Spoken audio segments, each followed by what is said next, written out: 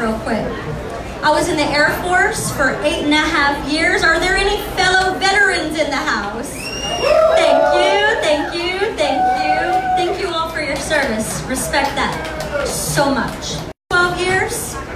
I am a patient with a cannabis testimony, and tonight I am your veteran cannabis science communicator. So before I get started, I always got to give my thank yous and the shout outs. Flamingo Cantina, first and foremost. Angela Tharp for providing the stage, the safe place for us to talk about this beautiful, versatile plant called cannabis. So thank you for that. Thank you all for showing up. There are a lot of people from outside the city, even outside the state. So thank you so much for showing up. And then of course, I wanted to give a shout out to the people who are watching in live. So this evening we were going to have one speaker by the name of Brooks, and I want to give him a sincere heart condolence, firm hug. He lost a dear family friend. So I got your back, support out to you. And the reason why I bring that up is because I'm going to transition to this. Death is traumatic, right? At this time, I would love it if everyone would maybe hold hands or lock arms or put your hand on someone's shoulder, because I want to stand in unity for a moment of silence for all of the innocent people that we have been losing across the country due to mass shootings. So for this moment, please, let's just take a moment of silence.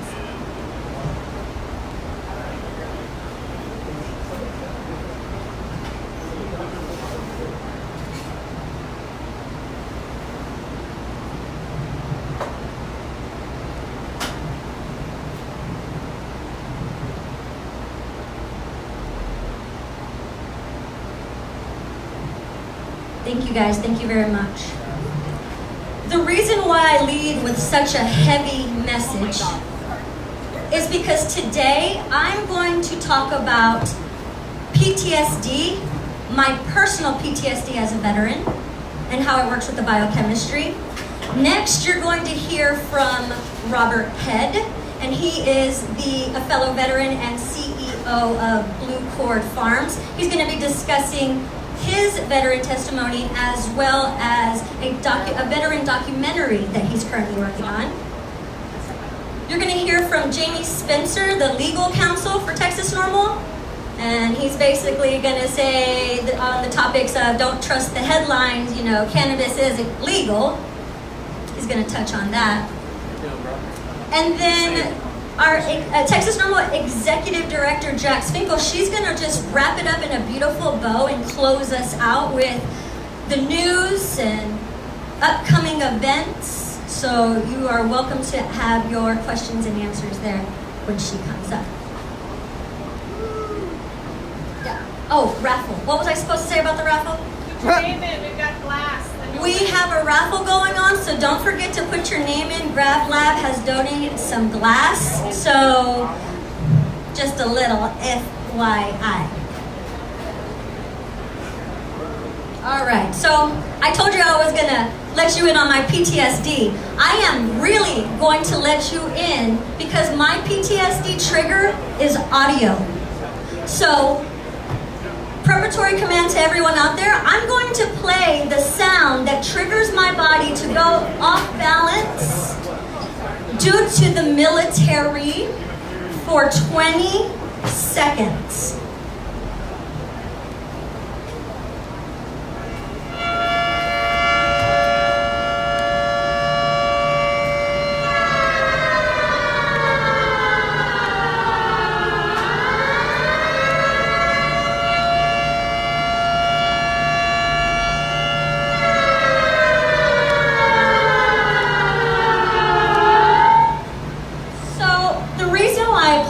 For you. That, my friends, is an air raid siren. When an air raid siren goes off, you know that attack is imminent or is already in progress. And I'm talking like air attacks, like the planes are flying over, the bombs are dropping down to ground targets. This is what we trained for, right? During our exercises and simulations of war.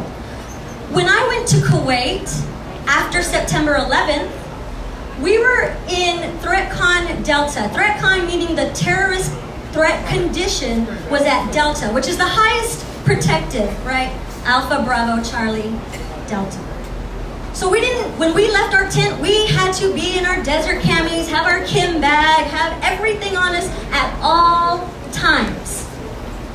So when I heard that alarm there, not simulation back here in Homeland, or I was in Alaska at the time, but when I heard it then, I slept with one eye open. I wasn't really comfortable because it's like, what's happening?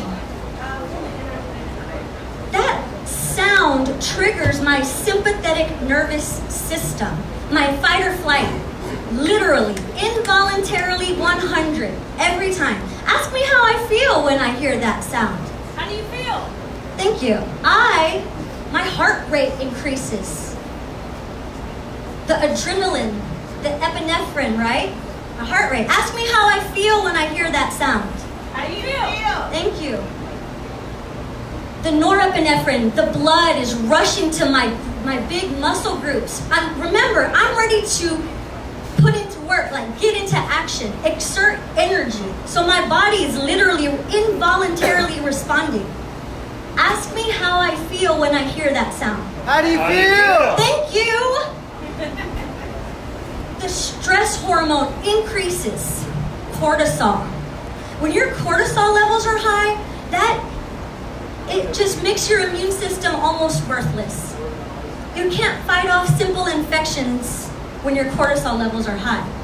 Now, of course, I love cannabis, so here I'm going to bring it around to cannabis because it's not just people. What about plants? Does anyone know what happens to a female plant when she's under stress? Yes, thank you so much. Hermaphrodite. She can literally have the female part and now a male part because the stress of not, like, total life survival. Think about that. These are living organisms. We are living organisms. Animals too. But I don't want to leave you guys with the hormone, like a stress hormone or stress neurotransmitter. There's also happy ones. That's where I like to stone. If you know me, and if we've met, you will know that I am a hugger. I'm gonna hug you. I don't care what you say. No, I'm just kidding. I respect you. If you don't want me to hug you, I won't. No, but seriously, I hug because the firm, supportive embrace for me is another trigger that I have that makes me feel happy. What hormone or neurotransmitter is that? Well, it starts in the brain as dopamine, then serotonin, and then oxytocin. Yeah. Yeah. But it's all natural. It's all happening.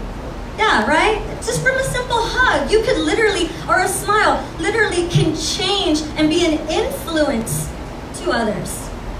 Think about this also, taking it back to cannabis. You know I love me my cannabis. If you were to grow a plant in silence versus growing a plant with music, the research and studies show the latter, the one with the music, the potential, the yield is so much higher. It's all about the frequencies. It's all about the chemistry, the chemical makeup of the plant, the biochemistry that we have, right? It's all just a beautiful orchestra that you have to have that awareness that not everybody is the same and not everybody responds. Like my trigger, you could be at an electric dance music festival or a carnival and hear that and everybody's like, yeah! Not me, not right away until I'm not gonna stay there and be like, oh goodness, I'm past that. But at the beginning, it literally just changed my biochemistry. It still kind of does a little bit, not so much. That's just one of those things. But can you imagine, like just with what's happening today in this country? You think veterans, no one can say PTSD is just veterans. Absolutely not. So with all the stress that's going on, I'm just going to put out a vision that I'm putting out to the universe. I see a place for veterans to learn smart organic farming. I'm putting it out there because it's happening. Yeah. Come back to nature. Actually grow and heal with plants, right? Together, symbiotically. I'm not a doctor, and anybody who has PTSD, you know, again, deepest sorry because mine is a little bit different, but I do suffer from some involuntary sense changes in my body just from a sound. But you know what I can advise? Find a strong support system, like a community, Exhibit A, with common ground, and influence each other with the happy hormones and happy neurotransmitters so that we can all just ping off of that and keep on going. But don't forget about the basics, and this goes for plants and us. Are you getting enough water? Sunlight? Are you incorporating a little bit of exercise, even if it's a nice little elderly grandma walk like I do sometimes? Movement, sunlight, nutritional value. Take it back to the basics. I just want to thank you guys so much for your time, and most importantly, thank you for your attention. Thank you. Thank you.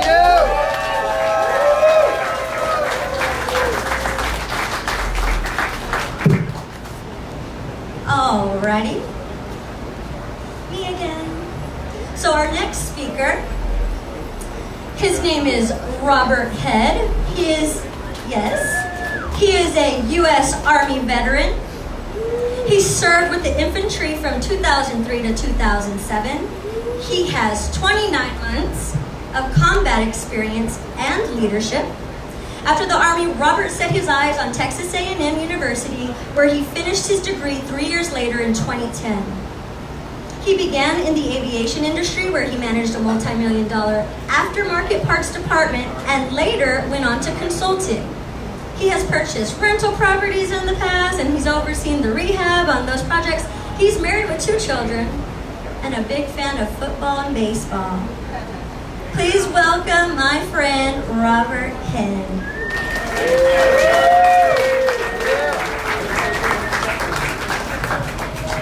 Hi. That's what I like to answer. Like we start out, I like to say hi at these places. My name is Robert Head. I have a company called Blueport Farms, and we're a management company for cannabis farms. More specifically, small cannabis farms for people who are just good growers that have a good expertise that we can build an environment around them for it to become profitable. And that way they're able to get the medicine out to the people who actually need it. So it's just kind of a unique sub-market of the actual industry in itself. So a lot of what I do is I study the industry. I study both cannabis and hemp. I find them both extremely fascinating in regards to the industries and the possibility of industries and how these industries have to grow over time. And so I think it's very important that whenever we start getting into this industry, as cannabis is coming here, and we all know it's coming here, it's not going away, and it will be here. It'll offer a lot of opportunity to a lot of people, even sitting right here, that want to start businesses, start farms, and everything else. There's a lot of opportunity coming, and so I advise definitely, read up articles and start studying on it because the industry's coming, and I think veteran entrepreneurs are something that Texas can strive to have. Even more of. I mean, we have a lot of veteran entrepreneurs here in Texas, and with a new market, you'll add even more. So I'm really excited about that, largely because I don't feel like if I'm going to work in this industry and develop this industry here, that I don't be a part in making it happen as well. So when I got out of the Army, I hit the ground running. I said my last tour, I wouldn't bring the war home with me this time, and so I left it home. And I started working immediately. Went to school, Texas A&M, studied my ass off, got my degree, went to work, all of that stuff, right? And the more I just kind of suppressed everything, I started drinking it more. And then all the pain pills you start drinking, and then they want to put you on sleeping pills, and now you're wearing a sleep app machine, and you sound like Darth Vader at night, and you can't fucking sleep. And it just continuously snowballed out of control to the point where I was yelling at my kids, and I wasn't being the father that I wanted to be. Because in my mind, I knew it was like, this isn't really me, but the person I want to be there's this wall, and I can't figure this wall out.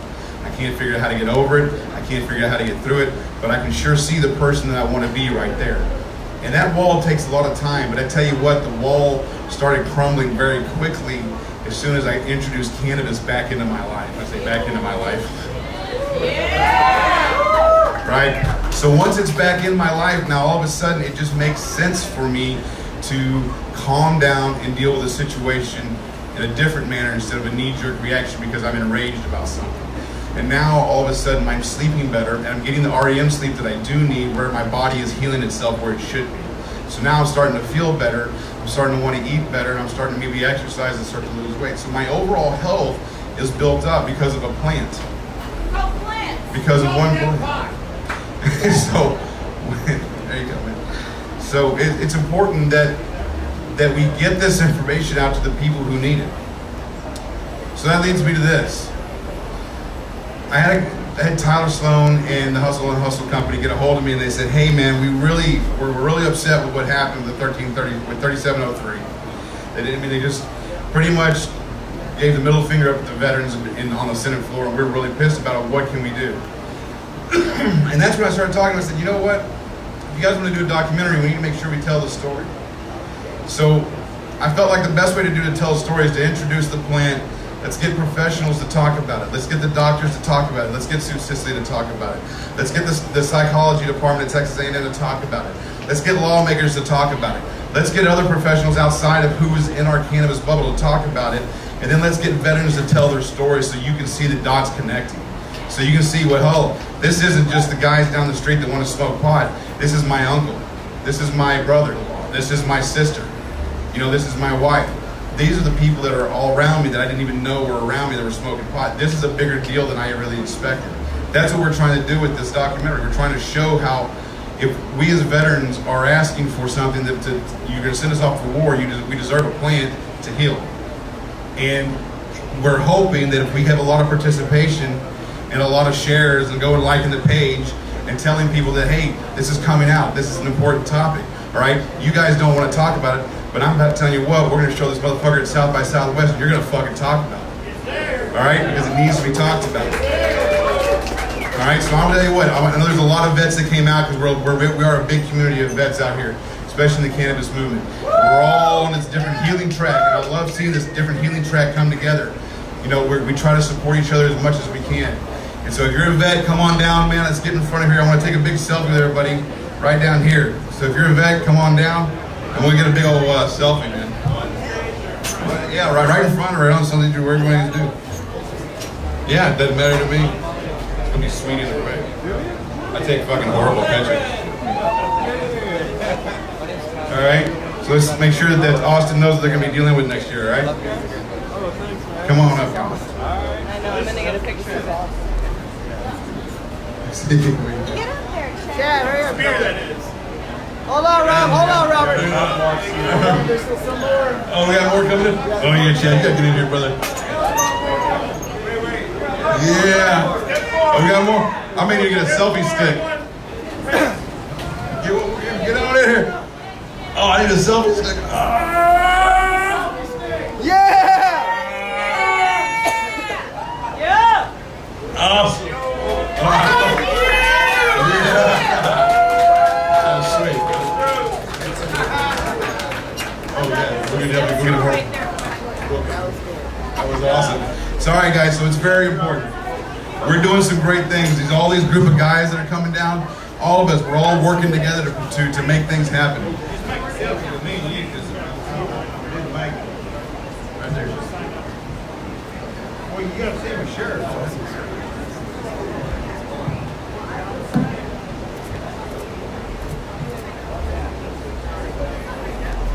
You dropped them. That's good. Yeah. Thank you. You really got to do it.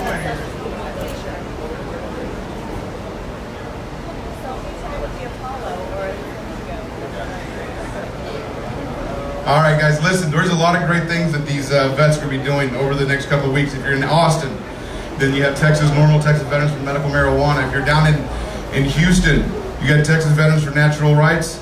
Right? Andy, he's right. Where is he at? There he is. We're statewide. We're statewide. We got vets in it all over the state. Right, so if you need something, we got something, all right? Veterans is a subculture of the cannabis industry, of the cannabis people. And within there's veterans that like to game, there's veterans that like to read, there's veterans that like to go skiing, whatever it is, they're here, they're gonna find you. Let's get together as a community and let's go get our liberty back, all right, guys? Yeah! All right, thanks a lot, guys, we'll see ya.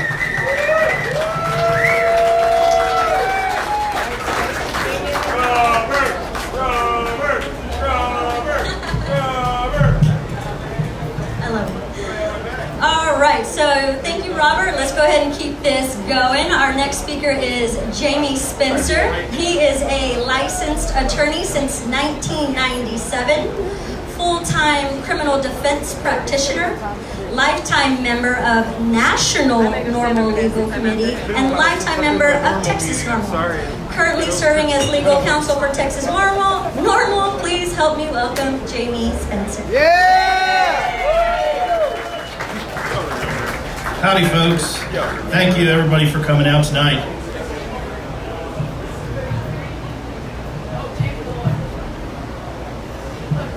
Okay, so I'm going to be unlike myself and be fairly brief tonight. And the time starts now. I told folks that we're running the meeting that I'd like to get up and talk about something kind of important. It's already been hinted at. I called it "Don't Believe the Headlines." I just Googled Texas marijuana hemp, and I'm going to read you some of the headlines that have popped up over the last month or so. After new hemp law, Texas prosecutors differ on when to charge those arrested for marijuana. Okay, there's one. Texas DPS officers told not to arrest in low-level marijuana cases after new hemp law. That one actually might be one of the worst that I've seen in terms of people who either only get their news from the headlines or if the story is written as badly as the headlines.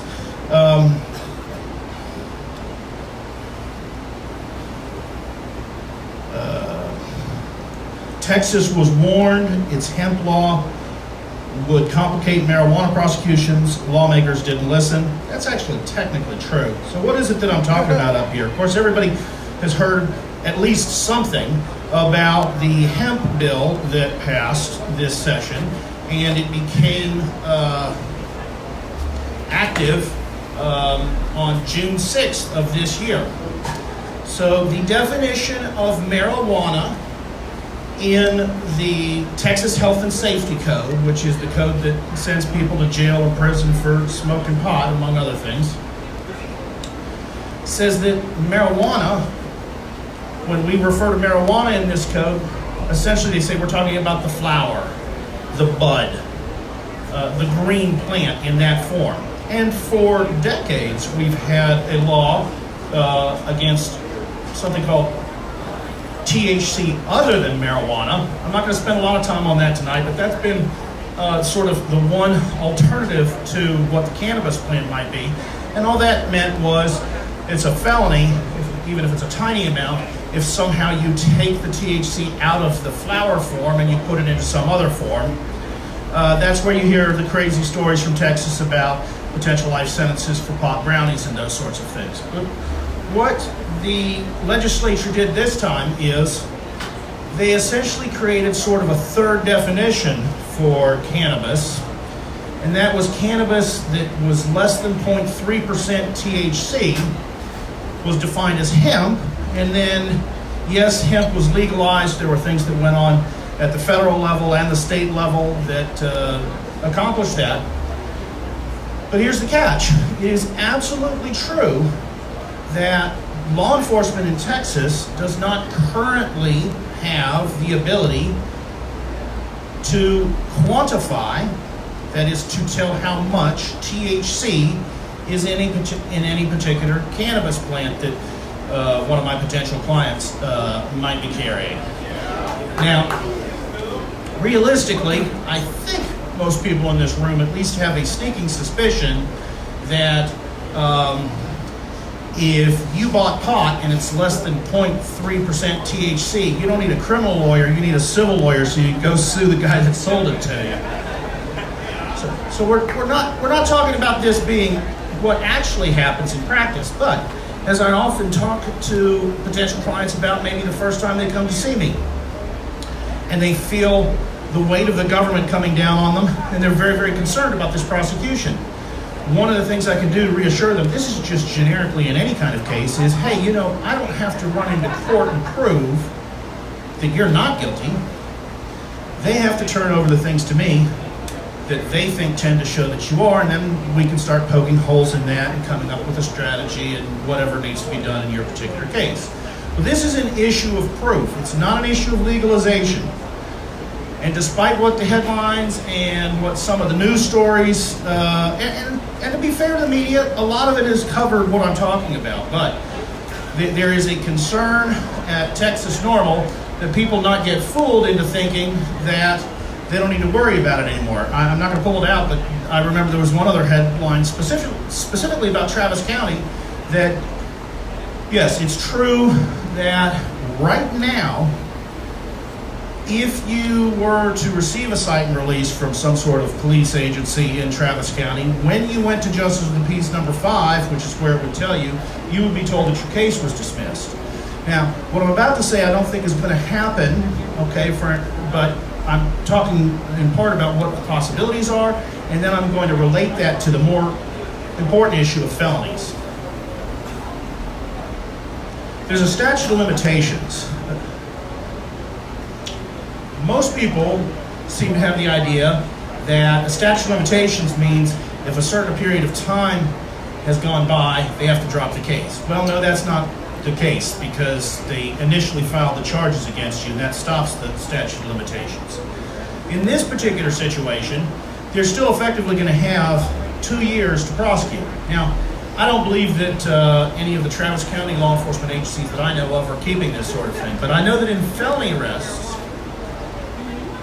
for vapes or anything that isn't marijuana in bud form, a lot of that stuff is being collected.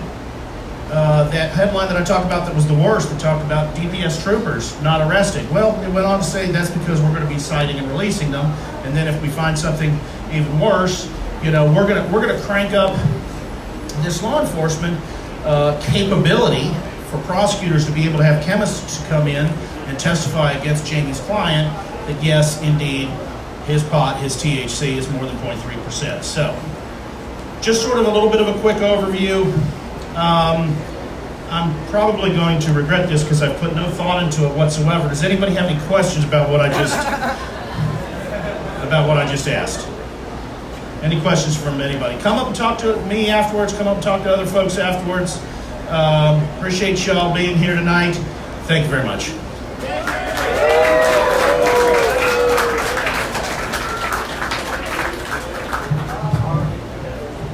Thank you, Jamie. All right, so to wrap the meeting up, I have the privilege to announce my friend, Executive Director, Texas NORML, since 2015. And get this, previously served as Deputy Director for 3 years. She's a queen and she definitely knows her stuff with policy. Please help me welcome Jax Finkel. Hello! How are you, my friends? How are you? What? How are you? I am wonderful, thank you. Well, it's good to see you guys. So we heard from the veterans earlier. Thank you for your service. Good to see all of you. I was wondering, who is a Texas NORML member? Raise your hand. Oh, I am. Yes, thank you so much. You guys make all of our work possible, and a lot of you are up at the Capitol really often advocating with us, and when we're not at the Capitol, you're helping make sure we can get our voter guides in order and all that stuff, so I really appreciate all of your help. Raise your hand if you are a Texas NORML board member. All right. These people dedicate a significant amount of their time to the organization, and if you have any questions, they probably have the answer or the way to find it, so please connect with any of us tonight. Before I get into what I'm going to talk about, I did want to remind everybody that at the end, when I'm done talking, we will do a raffle giveaway. If you have not put your name in up there, we are going to be giving away a glass piece from Grab, so I'll be pulling that at the end.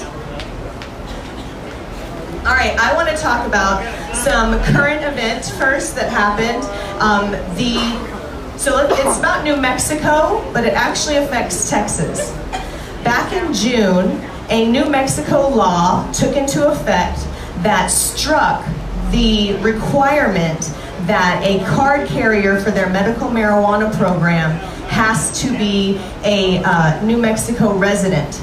So now there was no residency restrictions in New Mexico to get your card. Several patients applied to become patients in the program, but they were from out of state and they were denied their applications. Well, some of them were ornery enough to go and lawsuit these people up. And they sued the state about it, and a judge decided on Monday that it stands, that there is no current requirement for residency and that they must accept these applications and that they have until, but, I mean, it's the law, you guys know there's more. So they have until August 19th, and by that point, if the state has not argued why this should not become permanent, then it will become permanent. So there's one more step into codifying it. So I mean, I heard clapping because more Texas patients will get medicine. I think that's wonderful. But I also want to remind everyone that it is a federal offense to bring marijuana across state lines. Love you guys, mean it. Don't be arrested by the DEA. And also in Texas, you know, Jamie very thoughtfully laid out some of the complicated issues we're dealing with legally right now. But at some point, they'll be able to test the marijuanas.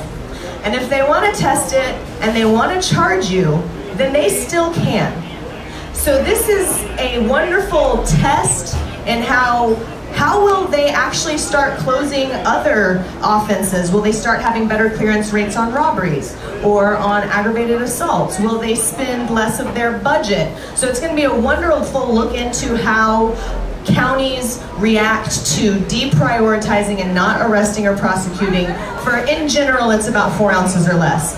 But be warned, if you are arrested and they come up with a forensic lab certified test to verify the percentage of THC, they can still potentially bring up charges for you. Notice that all of the things we've been hearing about in the news are internal memos, directives, and letters. They're not actual statute. So at all times, people who are doing this are using their own discretion, is the term that is used for that. So I just want to everybody be happy about him. Things are changing, that's growing. There's going to be a big problem with the testing that's going to have to be worked out, and hopefully it'll work out in our favor, but we still need to proceed with caution and make sure that we're being really thoughtful about what we're doing. So that is a New Mexico law that has Texas implications. So if you are a Texas resident, you are going to potentially be able to apply for a medical marijuana card in New Mexico. So that is very interesting news, I think good news for a lot of people. A lot of Texas patients are becoming pretty desperate. As you probably know, there is 7 different conditions that are covered by the Texas Compassionate Use Program, and it's only low THC cannabis. So we have some work to do. They did improve it this session, but we have more work to do. So, talking about policy, I wanted to talk about some upcoming events. The speakers that were up earlier, Robert and Anita, are actually going to be speaking at our Texas Marijuana Policy Conference. It's at the end of the month. It's here in Austin. It's from Friday the 30th until Sunday the 1st. We're going to have all kinds of different people, and I wanted to give you just like a little glimpse into who some of the confirmed speakers are. We've got a great champion for cannabis here in Texas, Representative Eddie Lucio III will be with us. A great scientist who is actually suing the DEA and having some success with it, Dr. Sue Sicily. We're going to have PhD Adrian Moore from Reason Foundation. We're going to have representatives from the Houston Forensic Science Center, from District and County Attorney Association. Marvin Washington is going to be there. He's with Athletes for Care, and he's a former defensive end in the NFL. And then also Matt Nordegren will be there with Arcadian Funds, and he actually also used to be a UT quarterback here. So that's going to be really awesome. We're teaming up with some great organizations like Texas A&M, Texas Public Policy Foundation, Coalition of Texans with Disabilities. So there's a lot of really awesome content that's going to be there. Tickets are on sale online, so if you can join us for that, that's Labor Day weekend. It's going to be really fun. And I actually, on behalf of our foundation, am going to be participating. I will be moderating on Friday for advocacy, talking about relationship building, effective arguments, and sharing your testimony. I recognize a lot of faces that we work together at the Capitol on working on testimony and messaging and doing direct actions. So I look forward to sharing some of that knowledge that we've learned along the way. And then on Sunday, I'll be a panelist on leadership training, empowering others, managing contacts, and doing media training. So if you want a little bit of a workshop vibe, I'm down to get the education on. You guys know I love to freely share information about how we can all better coordinate to make sure that our plant can be free of all these unruly laws and overbearing regulations. So Yes, girl. I love it. Yeah. And then guess what, you guys? I get to go to DC. Yay! Ask me why. Why? I get to lobby. Yay! So I'm really excited about that. There are a couple people that are actually going to be joining me from Texas. The executive director of San Antonio NORML is going to be going with me, as well as a couple of our other advocates that I've worked with over the year. And the lobby day and conference will be September 7th to the 10th. And then after that, on October 2nd, we'll be back here for our next monthly meeting, where we'll have another great lineup of content. And then I also wanted to let you all know to save the date. We have our members mixer coming up. You know, it's our private invite only for members at a secret location, so don't ask me where it is. It's catered, I ain't gonna tell you. It's catered, and we will have live music. So make sure you save that date, Saturday the 26th of October. And that's all I have about events for right now. So why don't we go to the giving away of the things? Yay! Hey, Akila, can you grab that for me, darling? Yeah! Free things, yay! Yay, free things, yay! Okay, so I lied. I said it was one thing. I have 2 things. Thing 1. This is a functional glass disc pipe. It is a beautiful, like, iridescent purple, and it's from Graff. So there we go. Who gets the thing? And they have to be here. If you're not here, I'm going to pick someone else's name.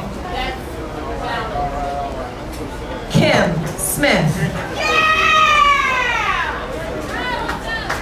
Hey Kim, I know you, boo. Come get this from. I got this for you. I'm holding it right here. I'm putting it with your name right there. All right, now then, this is what is called a pinch hitter, because you like pinch it in the middle. It looks like a really weird donut. All right, let's see. Like a Polaroid picture. Alicia Hankins.